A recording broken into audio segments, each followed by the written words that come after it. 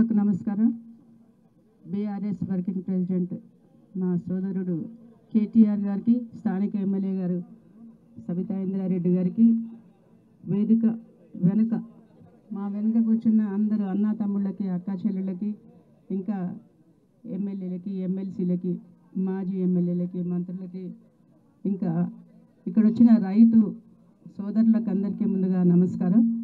ఇప్పటిదాకా కార్తిక్ రెడ్డి గారు ఎంతో చక్కగా వివరించిండ్రు ఏమేం మాటలు మాట్లాడుతున్నారు ఈ ప్రభుత్వం, కాంగ్రెస్ ప్రభుత్వం గురించి మాట్లాడాలంటే ఇంకా మేమే నిదర్శనం, మేమే ఉదాహరణ.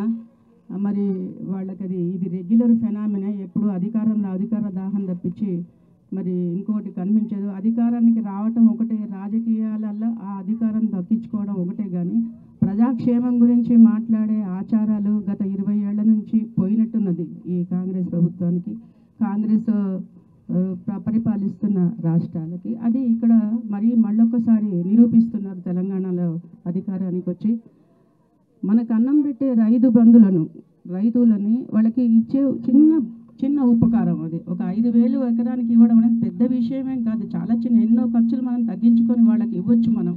ఎందుకంటే వాళ్ళు అన్నం కదా, అన్నం పరబ్రహ్మసుడు. అన్నం లేకుంటే ప్రాణం లేదు, జీవనాధారం లేదు. అట్లాంటి రైతుకు చేసే సాయాన్ని కూడా మరి సరిగా చేయకపోవడం. తర్వాత రైతు బంధు ఇస్తామన్నారు, రైతు బంధు లేదు కదా. రైతు రుణమాఫీ చేస్తామన్నారు, 1 లక్ష కాదు 2 లక్షలు. ఇలాంటి అనేక విషయాలు మరి దృష్టి మళ్లించడానికి మళ్ళీ ఇంకొక కొత్త ఏదో ఒక ఇష్యూ చేయడము. మళ్ళీ దాంట్లో ఒక తప్పు చేసినప్పుడు ఒక అబద్ధం చెప్పొద్దని చిన్నప్పుడు మేము చెప్పేవాళ్ళం, పిల్లలకు చెప్తాము. అట్లాగే మాకు మా పెద్దవాళ్ళు చెప్పిందే, ఒక తప్పు కప్పిపుచ్చుకోవడానికి ఇంకో తప్పు చేస్తున్నాం. అట్లా తప్పులు దొర్లి 100 తప్పులయ్యి సవరించుకోలేని దిశగా అయిపోతాం. ఇగో ఆ పరిస్థితిలో ఉంది ప్రభుత్వం. ఇలా ఎవరు పడితే వాళ్ళు, ఎటు పడితే అటు వాళ్ళు, ఒక విలువలు లేవు, ఒక ఎథిక్స్ లేవు. అంటే ప్రతి ఒక్కరికి ప్రతి ప్రొఫెషన్లో ఒక ఎథిక్స్ అనేది ఉంటుంది. ఎథిక్స్ లేకుండా ఎటు పడితే అటే మాట్లాడడం, అవసరం లేని టాపిక్స్ తీసుకురావడం ఏంటి అని అంటే ఇది. అంటే కొన్ని రాజకీయాలకు, సినిమాలకు, ఆర్ట్ రంగానికి, ఇది ఎవరికి పడితే వాళ్ళకి ఏ రంగాన్నైనా ఇందులో దింపించి ఎందుకు చేస్తున్నారు ఇదంతా అంటే దృష్టి మళ్లించడానికి. ఒక లీడర్ కావాలంటే ఎంత కష్టమో, ఒక యాక్టర్ కావాలంటే ఎంత కష్టమో, ఒక కళాకారుడు కావాలంటే జీవితాన్ని పణం పెట్టాల్సింది. అంత మంచి అవకాశాన్ని మంచి సద్వినియోగం చేసుకోకుండా రకరకాల రంగాలను ఇందులోకి లాగడము, ఒక ఇష్యూ చేయడము, ఆ ఇష్యూ మీద దృష్టి మరలించి చేయడం తచ్చి ప్రజలకు ఉపయోగపడే ఏ కార్యక్రమాన్ని జరగడం లేదు, సీరియస్గా తీసుకోవడం లేదు. మా ఊరు ఇక్కడే కలకుర్తి దగ్గర చిన్న ఊరు, ఎప్పుడు పోతూనే ఉంటాం, నెలకో 2 నెలలకో పోతూనే ఉంటాం.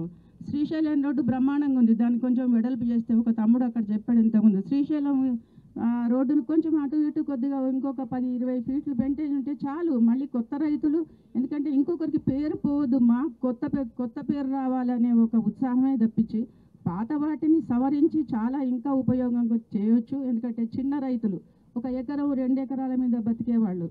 మరొకసారి మీ అందరికీ జ్ఞాపకం చేస్తాను, ఒక రైతు కూలీని రైతు చేశారు ఒక మహానుభావుడు, ఈ తెలంగాణ ముద్దుబిడ్డ భారతరత్న పివి నరసింహారావు గారు.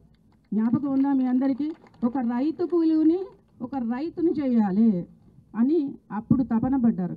అట్లాగే కేసీఆర్ గారు రైతును రాజు చేయాలి అని ఒక ప్రభుత్వాన్ని 10 ఏళ్ళు పరిపాలించినారు. ఇప్పుడు అది స్వర్ణయుగం. ఇంతకుముందు ఎవరో బ్రదర్ అన్నారు స్వర్ణయుగం. మరి ఆ స్వర్ణయుగం మళ్ళా రావాలంటే మనం అందరం కొట్లాడాల్సిందే, ఇంకా ఎక్కువ కొట్లాడాల్సిందే. మరి మనం సాధించుకోవాల్సి కొట్లాట మనకేం కొత్త విషయం ఏమీ కాదు. సో ఇంతమంది ఇక్కడికి వచ్చారు, మనకు జరుగుతున్న ఈ అన్యాయాన్ని ప్రభుత్వం దృష్టికి తీసుకుపోవాలి. మనం తప్పకుండా ఖండించాలి వాళ్ళు చేస్తున్న అనేక దురాగతాలను. ఇది మన కర్తవ్యం. ఒక అపోజిషన్ పార్టీ, మనం ఇక్కడున్న రూలింగ్ పార్టీలో ఉన్న, అపోజిషన్లో ఉన్న ప్రజల కోసం మనం పనిచేస్తాం కనుక, ప్రజల మంచిని మనం ఎప్పుడు కాంక్షిస్తాం కనుక ఎప్పుడు మనం ప్రజల పక్షాన నిలబడాలి. ఇట్లాగే పార్టీ ఏ ప్రాబ్లం, ఎటువంటి ప్రోగ్రాం చేసినా కూడా మనం ఏకతాటిన నిలిచి మనం సక్సెస్ఫుల్ కావాలని, దీనికే ఒక నిదర్శనం ఈ ఒక మంచి ప్రోగ్రాం ఏర్పాటు చేసిన సబితా ఇంద్రారెడ్డికి ధన్యవాదాలు తెలియజేస్తూ నాకు అవకాశం ఇచ్చినందుకు ధన్యవాదాలు. జై తెలంగాణ, జై తెలంగాణ. ఇంకా గట్టిగా జై తెలంగాణ.